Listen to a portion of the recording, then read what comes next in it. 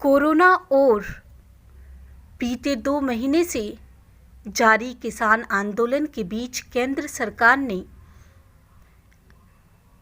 Budget पेश किया, जिसमें कृषि सेक्टर के लिए कई अहम ऐलान किए गए।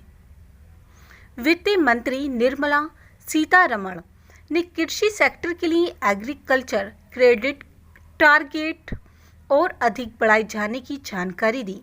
वित्त मंत्री ने यह भी बताया कि उनकी सरकार किसानों की बेहतरी के लिए काम करने के लिए प्रतिबद्ध है। वित्त मंत्री निर्मला सीतारमण ने संसद में बजट पेश करते हुए बताया कि 2021 और 22 में किसानों को अधिक कृषि ऋण उपलब्ध कराने का लक्ष्य रखा गया है। यह लक्ष्य 16.5 लाख करोड़ रुपए का है, जबकि पिछली बार यह 15 लाख करोड़ रुपए का था। वित्त मंत्री ने अपने भाषण में कहा कि हमारी सरकार किसानों के कल्याण के लिए प्रतिबद्ध है। सभी फसलों पर उत्पादन लागत का कम से कम 1.5 गुना अधिक MSP दी जा रही है। उन्होंने कहा, हमने किसानों को 75,000 करोड़ रुपए ज्यादा दिए हैं। किसानों को दिए जाने वाले भुगतानों में भी तेजी की गई है। उन्होंने बताया कि गेहूं के लिए किसानों को 75,060 और दालों के लिए 10,503 करोड़ का भुगतान हुआ है। धान की भुगतान राशि 1,72,752 करोड़ होने का अनुमान है। इसके अलावा सरकार कृषि उत्पादों के एक्सपोर्टों में 22 और उत्पादों को शामिल करेगी। MSP पर सरकार का फिर बड़ा संदेश है। MSP पर कानून बनाने और कृषि कानूनों को रद्द करने की मांग कर रहे किसानों को सरकार ने बजट के जरिए से एक बार फिर से बड़ा संदेश दिया है। केंद्रीय वित्त मंत्री ने MSP पर खरीद जारी रखने का आश्वासन दिया है। इसके अलावा सरकार ने उज्ज्वला योजना में और अधिक लाभार्थियों को बढ़ाए जाने का ऐलान किया है। मंत्री ने कहा कि मुफ्त रसोई गैस योजना उज्ज्वला को 1 करोड़ और लाभार्थियों तक बढ़ाया जाएगा। उन्होंने बताया कि सरकार साल 2022 तक किसानों की आय दोगुनी करने के अपने लक्ष्य पर अभी भी कायम है। प्रधानमंत्री मोदी ने 4 करोड़ से अधिक किसानों, महिलाओं आदि को सीधे नकद राशि दी है। इस बार वित्त मंत्री ने टैबलेट के जरिए बजट पेश किया। अपने पहले कार्यकाल से ही डिजिटल इंडिया पर जोर देने वाली मोदी सरकार ने इस बार बजट पेश करने के तरीके में भी बदलाव किया है। यह पहली बार है जब वित्त मंत्री पेपरलेस बजट पढ़ रही हैं। डिजिटल इंडिया के अपने अभियान में एक कदम और बढ़ते हुए वित्त मंत्री टैबलेट के जरिए से संसद में बजट भाषण पढ़ रही हैं, यानी कि इस बार का बजट पेपरलेस रखा गया है।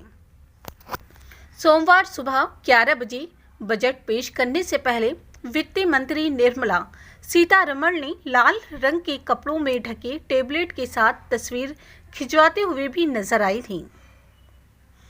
इसके साथ ही वित्त मंत्री ने यह भी कहा कि आत्मनिर्भर भारत पैकेज समेत कई योजनाओं को कोरोना काल में लाया गया ताकि अर्थव्यवस्था की रफ्तार को बढ़ाया जा सके।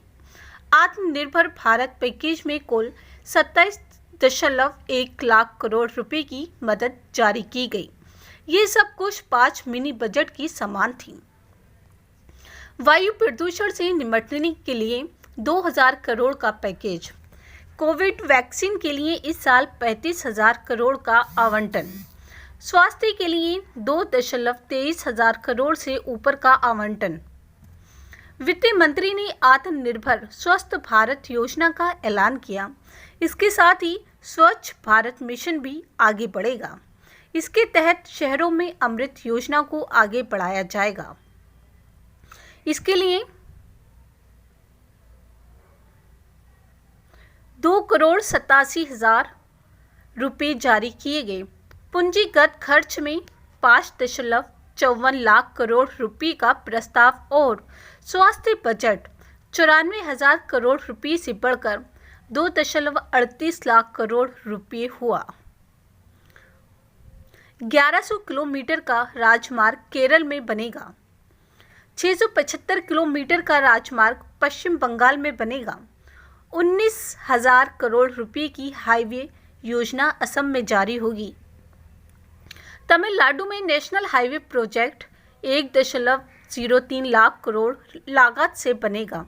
वित्त मंत्री ने केरल में सड़क राजमार्ग परियोजनाओं के लिए 65,000 करोड़ रुपए तथा असम के लिए 3400 करोड़ रुपए आवंटित किए।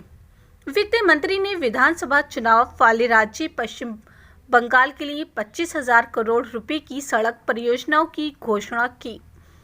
राष्ट्रीय रेल योजना 2030 तैयार हो गई है। कुल 1.10 लाख करोड़ रुपए का बजट रेलवे को दिया गया। बिजली क्षेत्र के लिए सरकार की ओर से 3 लाख करोड़ रुपए से अधिक लागत की स्कीम, जो देश में बिजली से जुड़े इंफ्रास्ट्रक्चर को मजबूत करने का काम करेगा। बिजली उपभोक्ताओं को वितरण कंपनियों का विकल्प देने के लिए नियम बनाए जाएंगे। वित्त मंत्री ने सार्वजनिक निजी भागीदारी के तहत 2000 करोड़ से अधिक की 7 बंदरगाह परियोजनाओं की घोषणा की। सरकार हरित ऊर्जा स्रोतों से हाइड्रोजन उत्पादन के लिए अगले वित्तीय वर्ष में हाइड्रोजन ऊर्जा मिशन शुरू करने का प्रस्ताव करती है।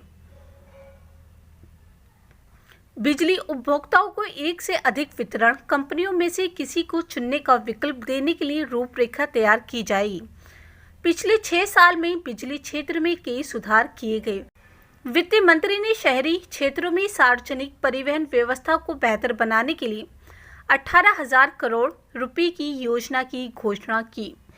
रेलवे को 2021-22 में रिकॉर्ड 1,10,55,000 रुपये दिए गए, जिनमें से 1,07,100 पूंजीगत व्यय के लिए हैं।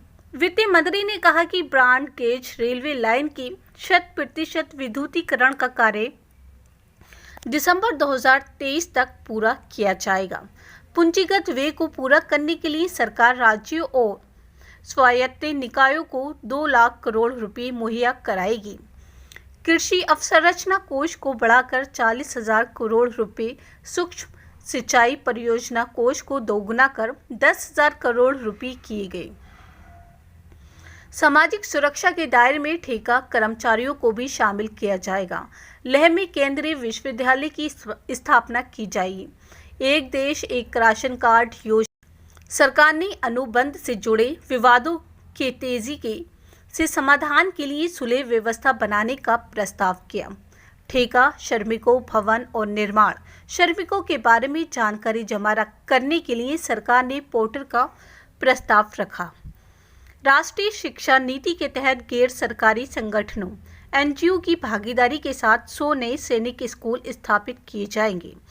15,000 स्कूलों का मजबूत बनाया जाएगा। सरकार युवाओं के लिए अवसर बढ़ाने को लेकर प्रशिक्षण कानून में संशोधन करेगी। अगर आपको हमारी खबर अच्छी लगी हो तो हमारी खबर को लाइक करें, साथ ही साथ हमारे चैनल को सब्सक्राइब करना ना भूलें। धन्यवाद।